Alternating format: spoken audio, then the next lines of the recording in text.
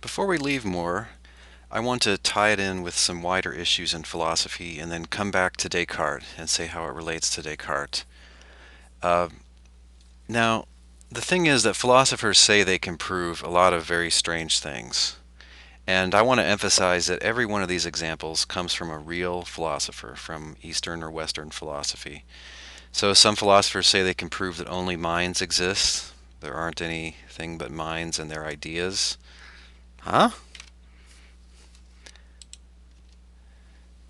A number of philosophers have claimed they could prove that there's really only one thing. Now, there appears to be many things, but you have to distinguish appearance from reality. And behind all these appearances, there's really just one entity. Absolute idealists are an example of these. This is called monism or monism in philosophy. You see it in Eastern and Western philosophy. Third, maybe we can prove that we only experience our own states of consciousness. So you never experience apples or other people or, rainstorms or cats. You don't experience those? Really? Or there's no change, that all apparent change is illusory. Now, this might seem the height of crazy. I mean, if you get up and say there's no change, you just went from not saying something to saying something. That's a change. But there have been philosophers that have said the concept of change is paradoxical, that there's something contradictory about the concept of change, and so we should admit that there are apparent changes, but not that there are real changes. Some have argued that nothing lasts through time. The pen that you're holding in your hand now is not the same pen that existed an hour ago or a minute ago, or that you yourself are not the same thing which existed and was listening to this lecture 30 seconds ago. Yes, there have been philosophers that have argued this. There have been philosophers who held what's called an ethics error theory, and it's more radical than cultural relativism or other kinds of moral anti-realism. They just hold that all of ethics is a mistake. There are no such properties as right and wrong. No such properties as right and wrong. That's very radical. Okay, so philosophers say not only do they say these things, but they say they can prove these things. And what should you do with that? I mean, do you need to now go out and read a 500-page book that argues for one of these things and give your own detailed refutation of the proof? Or you just have to accept that you have no reason for your belief in other minds, or your belief that we can experience things other than our own states of consciousness, or your belief in many things? Do you have to admit that these are all just not rational beliefs of yours? Or do you have to go get a PhD in philosophy and learn how to refute them? I suggest not. And more and other common sense philosophers kind of show us a different way to go. I call it philosophical judo. Philosophical judo is, this is my metaphor, this is not Moore's phrase or anybody else's. Judo is a martial art where it's not focused on attacking and hitting and kicking. It's rather focused on throwing. So you kind of wait for your opponent to come at you, and then you use their own momentum against them, and wham, you threw them down the mat. Now they can't hurt you. So it's a bit more of a defensive martial art. Um, and so there's kind of philosophical judo that you can employ. Suppose that somebody gives an argument with, let's say, a couple of premises and a conclusion. So they argue X and Y and therefore Z. And let's say Z is something that's against common sense. In short, it's crazy.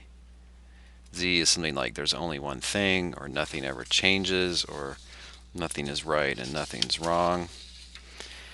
And let's suppose that the argument is valid, that Z would really follow from X and Y, and we can agree that it's valid. And they have elaborate arguments in favor of each premise. And how can you respond to this? maybe these arguments are very elaborate. Maybe they go on for books and books. Is there a way that you can respond? I think so. You can say, look, I'm just more sure that Z is false than I am sure that X and Y are true. So one of those must be false. So Z, I could represent it this way, that Z is false. There's more reason to believe that than there is reason to believe these two things, that X is true and that Y is true.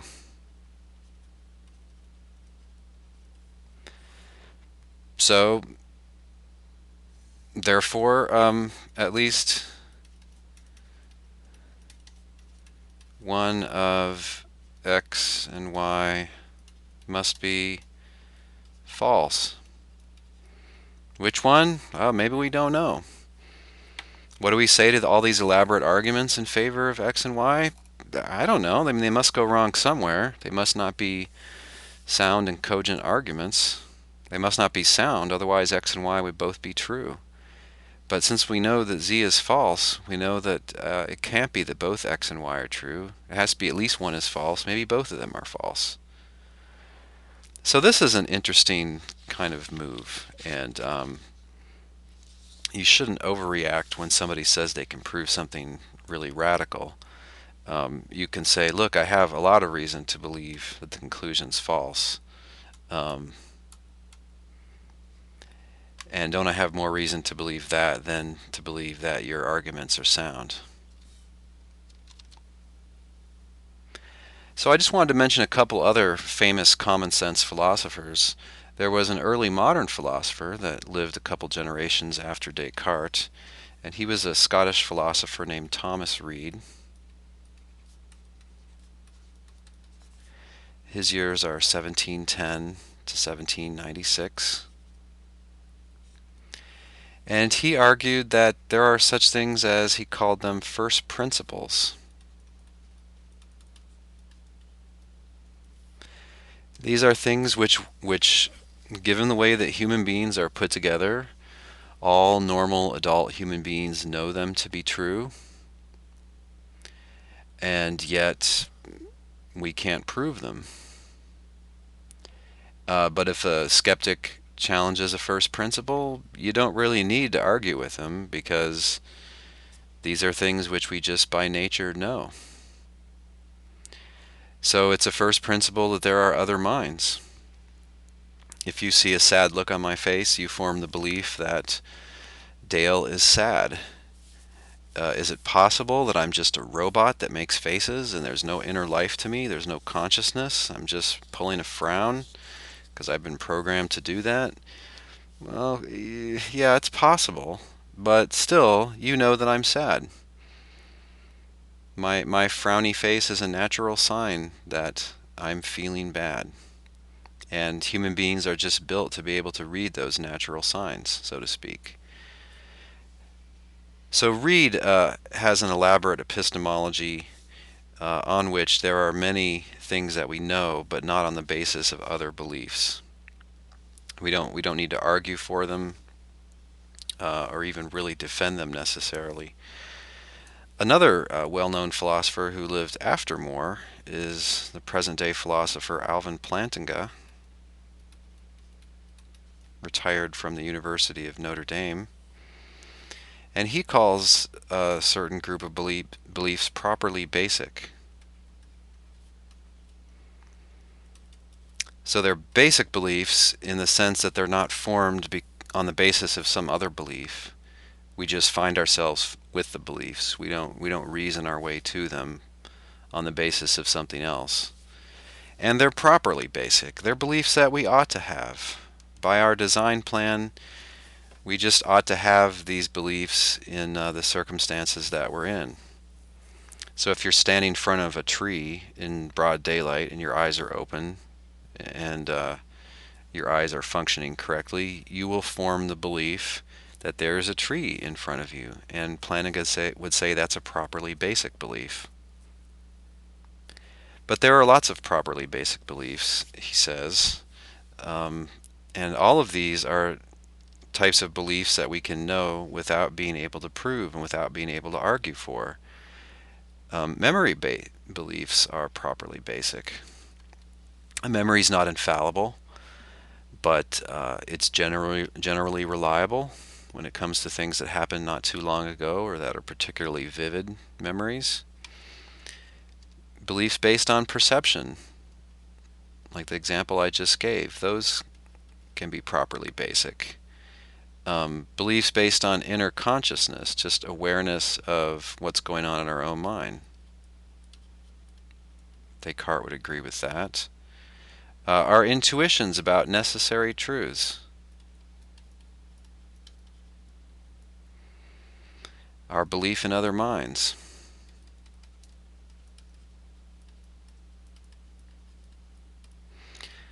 Now, what would these philosophers say to somebody like Descartes when he gives these thought experiments?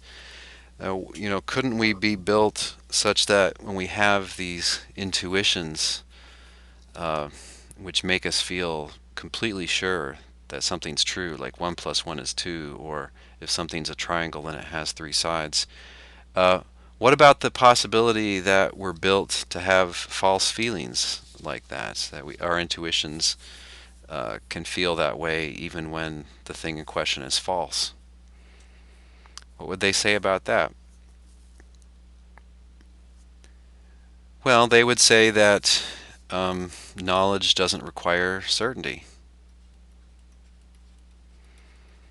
You can know something and not be as sure could be that it's true.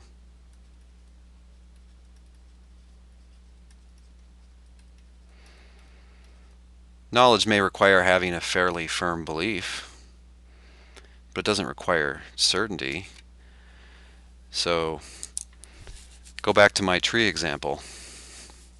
They would say, Reid and Plantinga, that you do know that there's a tree 10 feet away from you.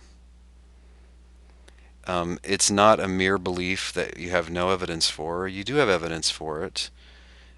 Just how things seem to you. And this is a belief that you don't form on the basis of other beliefs. You don't have some argument that you've constructed in your mind and the conclusion is there's a tree over there. Just you open your eyes and you just automatically have this belief. But you still know it. It's a properly basic belief. It's just the output of reliable faculties in the kind of environment for which they were designed, Plantinga would say. And now, is it possible that somebody's fooling you, that you're really a brain in a laboratory, or aliens have captured you and are feeding you false sensory information about a tree? Yeah, in some sense that's possible. You can't be sure that that's not happening. But on the other hand, you know that there's a tree there. So knowing doesn't require certainty. It probably doesn't require knowing that you know. And these philosophers both like G.E. Moore. And by the way, G.E. Moore had read Thomas Reid, and that's probably where he came up with his idea for his proofs that we just talked about.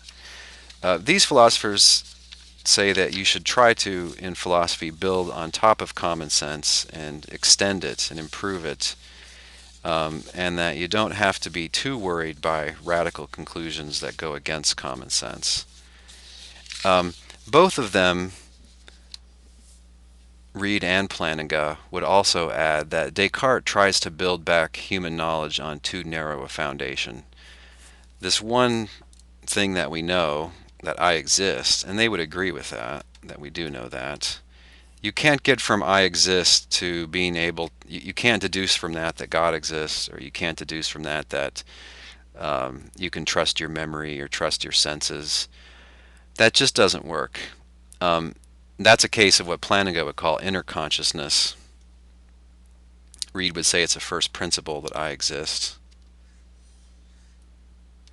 But the point is you need to have more in your foundations to rebuild the building than just that one belief.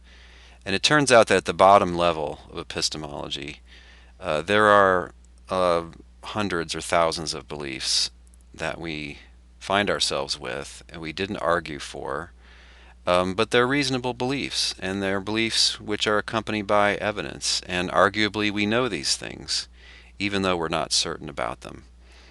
But we'll have to give up what I previously called Descartes' mathematical assumption about human knowledge.